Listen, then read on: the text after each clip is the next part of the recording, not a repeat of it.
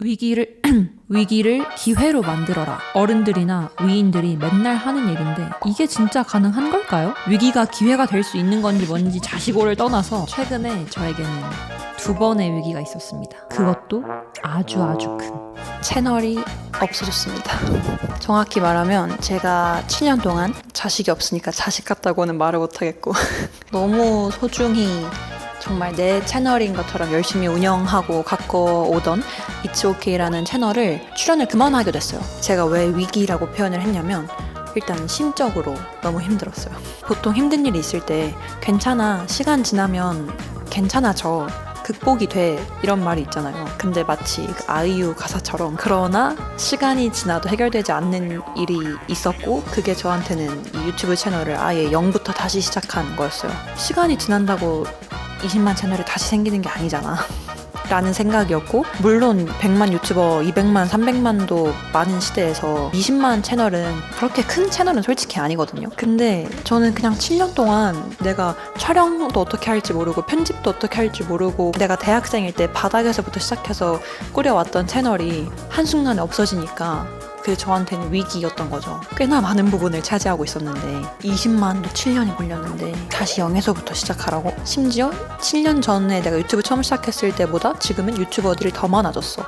컨텐츠 잘 뽑는 크리에이터들이 더 많아져서 레드오션인데 내가 어떡하라는 거지? 만송이지라는 제 소유의 새로운 채널을 어찌어찌 만들긴 했는데 약간 미래가 너무 막막한 느낌? 20만 채널을 운영하다가 갑자기 구독자 수 0, 조회수 100, 200, 1000 이런 걸 보니까 너무 막막한 거예요. 그리고 약간 그런 것도 있었어요. 대학생 때부터 유튜브를 시작했으니까 친구들, 그리고 저의 친구의 친구 막 먼 사람들까지도 저라는 사람에 대해서 누군지 알고 있고, 제 친구들한테 야, 너 친구 중에 뭐 유튜버 하는 애 있다며? 나 알고리즘 내리다가 너 친구 봤다? 뭐 얘 걔 아니야? 뭐 건너서 팬이라고 전해줘, 이런 경우도 많았었고, 저 스스로도 이 유튜버 크리에이터로서의 자아가 있었는데 그게 확 없어진 거잖아요. 이제 제 자신을 소개해야 할 일이 있을 때도 기존에는 막 사람들이, 회사에선 특히 막 제가 유튜버인지 뭔지 자시고 틱톡커인지 관심이 없잖아요. 근데 가끔 회식할 때나 사석에서 동료분들이 쟤 민성이 쟤 유튜버야 막 이런 얘기하면 무슨 채널 하세요? 그 전에는 20만 채널이야. 그럼 막 다들 와, 나 20만 유튜버 처음 본다, 이런 분들도 있었고,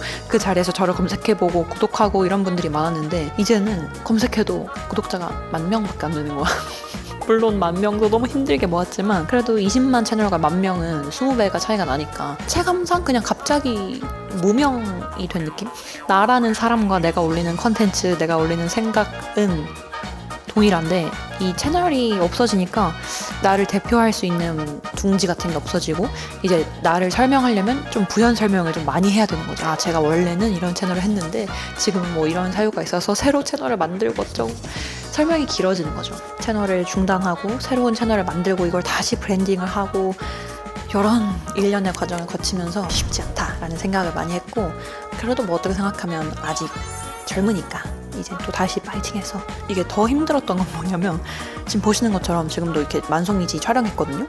주말마다 촬영하고 편집하는 거는 바뀌지 않았어요. 왜냐면 It's OK 때도 모든 촬영과 기획, 컷 편집은 다 제가 했기 때문에 지금 만송이지도 다 그렇게 동일하게 저 혼자서 하고 있고, 그래서 나는 주말마다 하는 일은 바뀌지 않았는데 업로드하는 채널이 갑자기 막 규모가 확 줄여져 버리니까 너무 좀 아직도 괴리감이 살짝. 2025년 최근 제 인생에서 첫 번째 위기였어요.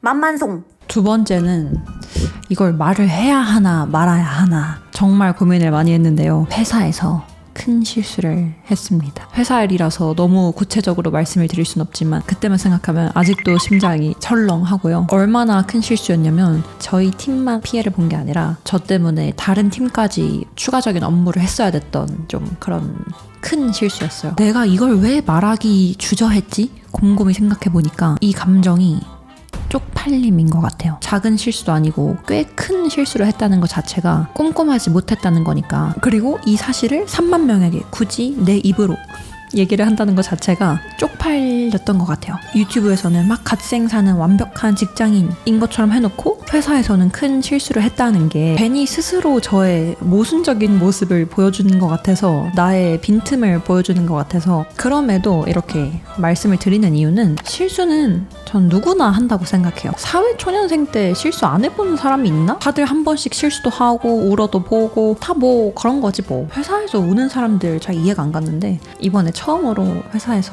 혼자 있을 때 눈물이 막 나더라고요. 만성이 분들은 대부분 사회초년생이나 직장인분들이 많을 테니까 똑같이 누구나 다 한 번쯤은 실수할 거 아니에요. 그럴 때 감히 위로가 되어주고 싶었어요. 저도 회사에서 맨 처음에 큰 실수를 하고 개망했다 싶어서 바로 한 게 유튜브에 회사에서 실수했을 때 검색해 본 거였거든요. 그러다 보니까 저보다 더 큰 실수한 사람도 많고 다들 똑같이 실수 한 번씩 하면서 살아가는 거더라고요. 그리고 그 사실 자체가 엄청 위로가 됐어요. 나만 이런 게 아니구나. 나만 개 멍청이가 아니구나. 그래서 저도 누군가에게 위로가 되고 싶어서 저도 이렇게 큰 실수하면서 살아간다라는 걸 좀 공공연하게 말을 하고 싶었고, 그리고 무엇보다 저는 좀 상황이 특수한 게 지금처럼 유튜브를 하고 있고 제가 유튜브 한다는 것 자체를 저희 회사 사람들 다 알고 계시거든요. 비밀이 아니에요. 그래서 뭔가 다들 쟤는 유튜브 하느라 회사 일은 대충 하나 봐, 유튜브에서는 그렇게 갈색인 척 하더니, 이렇게 생각할까 봐 머리가 더 복잡했던 것도 사실이에요. 아무튼 제가 이번에 큰 실수를 하고 배운 건 두 가지인데요. 첫 번째, 실수했으면 바로 인정하고 사과하기. 만약에 내가 혼자 사부작 어떻게 해서 좀 처리할 수 있는, 덮을 수 있는 정도의 실수라면 모르겠는데 이거 좀 큰 실수인데? 하는 순간 혼자서 처리하지 말고 무드려 하지 말고 일단 빠르게 보고하는 게 좋겠더라고요. 그럼 저보다 경험이 많은 윗분들이 해결법을 알려주십니다. 혼나는 건 일단 나중 문제고요. 해결을 해야 될 거냐. 그리고 죄송합니다.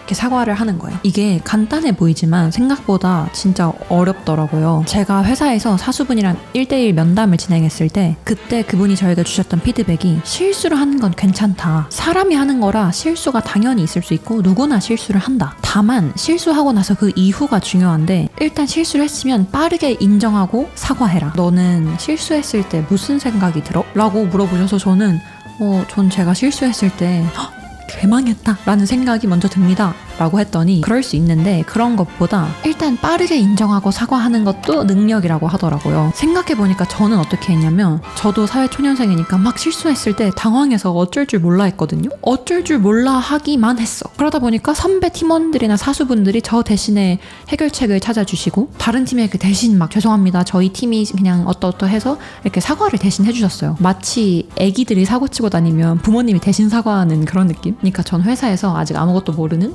애기였던 거죠. 두 번째는 반복하지 않기겠죠. 저도 이번에 한 실수가 되게 매일 루틴하게 하던 업무인데 이게 실수가 파장이 커져서 큰 실수가 되니까 그 다음부턴 아무리 내가 매일 하던 익숙한 일이더라도 한 번이고 두 번이고 세 번 체크하게 되더라고요. 근데 사람이다 보니까 반복되는 일을 하다 보면 느슨해지고 익숙해져서 어쩔 수 없이 놓칠 수 있어요. 그럴 때는 이 실수가 일어날 수밖에 없던 그 근본적인 원인을 찾아서 해결할 수 있는지를 생각해보면 좋을 것 같아요. 이게 사람이 하는 일이라서 숫자를 잘못 입력했다, 내가 100을 입력해야 되는데 1000을 입력해서 큰 실수가 일어났다 라고 한다면 100 이상의 숫자를 입력했을 때는 이렇게 경고, 알림을 주는 기능을 만든다거나, 만약에 이게 기능적으로나 개발적으로 구현이 어렵다라고 한다면 팀원들끼리 서로의 숫자를 바꿔가면서 크로스 체크한다거나, 그것도 정말 안 된다면 어쩔 수 없이 메일을 보낸다거나, 실수가 일어나면 안 되는 것들을 하기 전에 최종 저장 아니면 보내기 버튼 누르기 전에 꼭 확인해야 할 투두 리스트, 참조 잘 적었나, 숫자 잘 적었나, 뭐 이거 잘 적었나, 이런 투두 리스트를 만들어서 그 일을 하기 전에 매번 체크를 한다거나, 그것도 정 안 된다면 그냥 스스로가 주의하고 매번 꼼꼼히 챙기는 것밖에 없는데, 뭐 어떤 방법으로든 실수를 반복하지 않는 게 중요한 것 같습니다. 실수도 처음에는 실수지만 두 번, 세 번, 네 번이 되면 실수도 실력이잖아요. 그래서 저도 다음 달부터는 이 실수를 안 하려고 정말 지금 모든 일을 할 때 시간이 더 걸리더라도 계속 더블 체크하고 있어요.